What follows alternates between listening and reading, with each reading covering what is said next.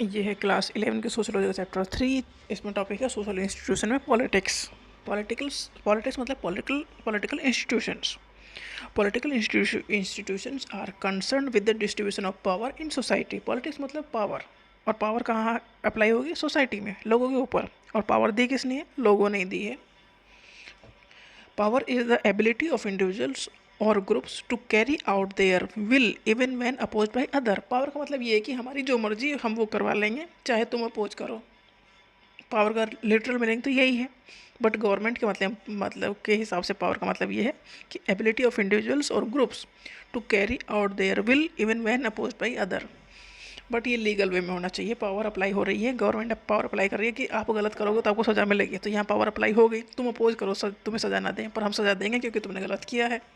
तो ये पावर का मतलब है कि तुम जो कर रहे हो, मान लो वो गलत है, और गवर्नमेंट है या पुलिस है, मान लो आपने किसी का मर्डर कर दिया, तो पुलिस आपको पकड़ के लेके जाएगी, आप उसकी कितना भी अपोज करो।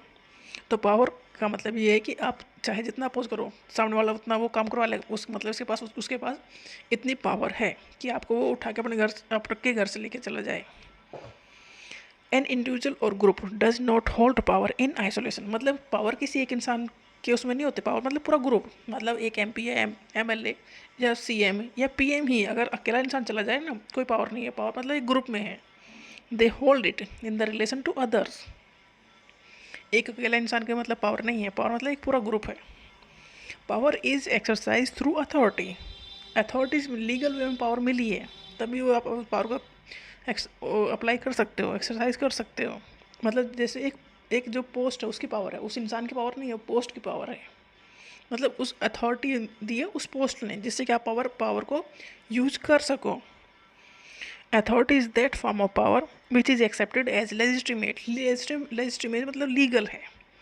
अथॉरिटी एक लीगल वे में आपके हाथ में पावर देता है। मतलब आप एक DM बन गए, तो DM की जो पावर है, मतलब आप एक इंसान की पावर नहीं है, उस DM की पोस्ट की पावर है। तो ये लेजिटिमेट पावर मिली है आपको उस पोस्ट की वजह से।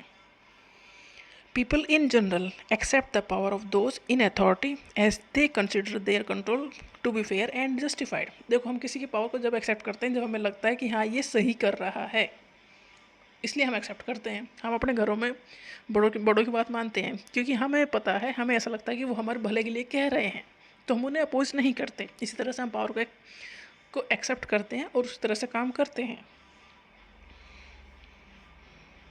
स्टेटलेस सोसाइटीज़ ऐसी सोसाइटीज़ जहाँ पर पावर मतलब एक लीगल वे में नहीं अप्लाई होती। जैसे कि पहले सोसाइटीज़ जो थी वो स्टेटलेस सोसाइटी थी। Stateless societies is a society that does not have a centralise government और फॉर्मल स्ट्रक्चर। वहाँ पर मतलब जैसे जो ट्रेडिशनल सोसाइटीज़ थी, गवर्नमेंट नहीं थी, छोटे छोटे ग्रुप में लोग रह रहे थे, तो फिर वो सोसाइटी कैसे काम कर रही थी, मतलब कैसे सब कुछ चल रहा था।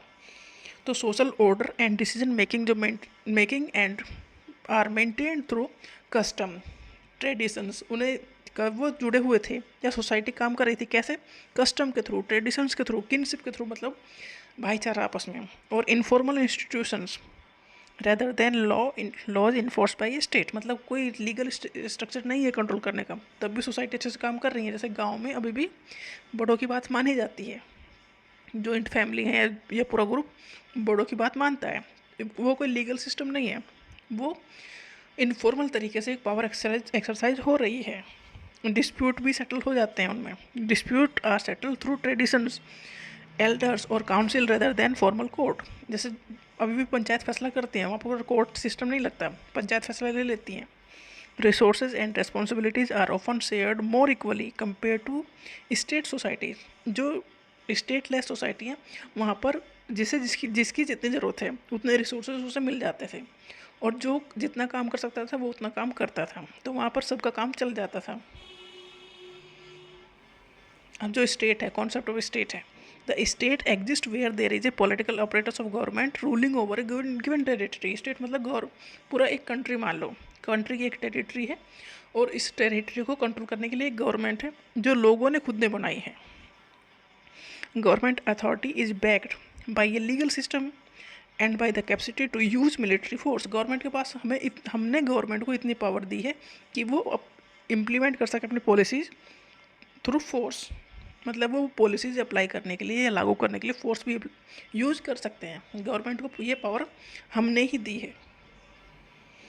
फंक्शनलिस्ट पर्सपेक्टिव जो है स्टेट का, वो रिप्रेजेंट करता है कि स्टेट अच्छे से काम, मतलब जो गवर्नमेंट है वो अच्छे से काम कर रही है, तभी सारे जो सोसाइटी के सारे सेक्शन हैं वो अच्छे से रह रहे हैं, नहीं तो आपस में लड़ नहीं पड़ेंगे।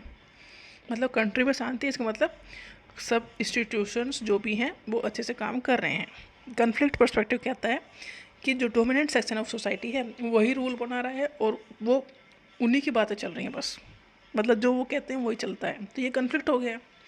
फंक्शनलिस्ट मतलब चीज़ें सब ठीक ठीक चल रही हैं। कन्फ्लिक्ट मतलब जो डोमिनेंट सेक्शन ऑफ सोसाइटी है उन्हीं के जो बनाए हुए रूल्स हैं या उन्हीं के हिसाब से स्टेट चल रहा है। Modern state different from the traditional state. Modern state मतलब हमारा जो कंट्री है उसके ऊपर किसी और का राज नहीं है, सोवरेनिटी है, सिटीजनशिप है और नेशनलिज्म है। सोवरेनिटी रिफर्स करता है undisputed political rule of A state over a given territorial area. Territorial area मतलब एक एरिया है, मतलब एक कंट्री की एक अपनी बाउंड्री है, तो स्टेट मतलब यहाँ कंट्री है, तो उसके ऊपर हमारा ही राज है, किसी दूसरी गवर्नमेंट का राज नहीं है। मतलब बाहर से कोई दूसरे कंट्री से आके यहाँ पर राज नहीं कर रहा है, मतलब हमारी कंट्री के ऊपर हमारा ही राज चल रहा है। ये रिप्रेजेंट करता है सोवरेनिटी। तो यहाँ पर हमें राइट्स मिले हैं जो कि सिविल राइट है, पॉलिटिकल राइट है, सोशल राइट है। सिविल राइट मतलब freedom of individual to live where they choose, मतलब हमारे पास अधिकार है, हम कंट्री में कहीं भी रह सकते हैं। फ्रीडम ऑफ स्पीच है, रिलीजन है, अपने रिलीजन को फॉलो कर सकते हैं, प्रॉपर्टी कहीं भी ओन कर सकते हैं, और कानून की नज़रों में सब बराबर हैं। मतलब हम कोई रूल तोड़ेंगे तो हमें भी सज़ा मिलेगी, कोई और रूल तोड़ेगा तो उसे भी सज़ा मिलेगी। पॉलिटिकल राइट्स हैं, मतलब वोट डालने का अधिकार सभी को है और इलेक्शन लड़ने का अधिकार भी सभी को है। सोशल राइट्स हैं कि मिनिमम लेवल ऑफ वेजेस मिलना चाहिए, अनएम्प्लॉयमेंट बेनिफिट या कुछ ऐसे अलाउंसेस होने चाहिए कि सोसाइटी में सब कुछ रह सकें। तो ये मॉडर्न स्टेट को रिप्रेजेंट करते हैं। Nationalism can be defined as a set of symbols and belief providing the sense of being part of a single political community. Nationalism दिखा रहा है कि पूरी हम एक ही कम्युनिटी हैं। Sociologists are interested in the broader study of power, not just with the formal apparatus of government. They are interested in the distribution of power between parties. Sociologist कहते हैं कि जो पावर है वो डिस्ट्रीब्यूटेड है between parties, between classes, between caste and between communities based on the race, language and religion. का sociologist कहते हैं कि पावर किसी एक के हाथ में नहीं है, सोसाइटी में डिस्ट्रीब्यूटेड है power. Its focus is not just on what may be called specifically political associations, जैसे कि स्टेट लेजिस्लेचर है, टाउन काउंसिल है, पॉलिटिकल पार्टीज है, ये सब पॉलिटिकल इंस्टीट्यूशंस हैं, बट ऑल्सो एसोसिएशन जैसे कि स्कूल है, बैंक है, रिलीजियस इंस्टीट्यूशंस है, whose aims are not primarily political. देखो सोशलिस्ट कह रहे हैं कि पॉलिटिकल इंस्टीट्यूशन तो हैं ही है कंट्रोल करने के लिए, इसके अलावा दूसरे इंस्टीट्यूशंस भी हैं जो पॉलिटिकल नहीं है, जब भी उसके बावजूद भी सोसाइटी को चलाने में एक रोल प्ले कर रहे हैं। तो ये है politics as a social institution.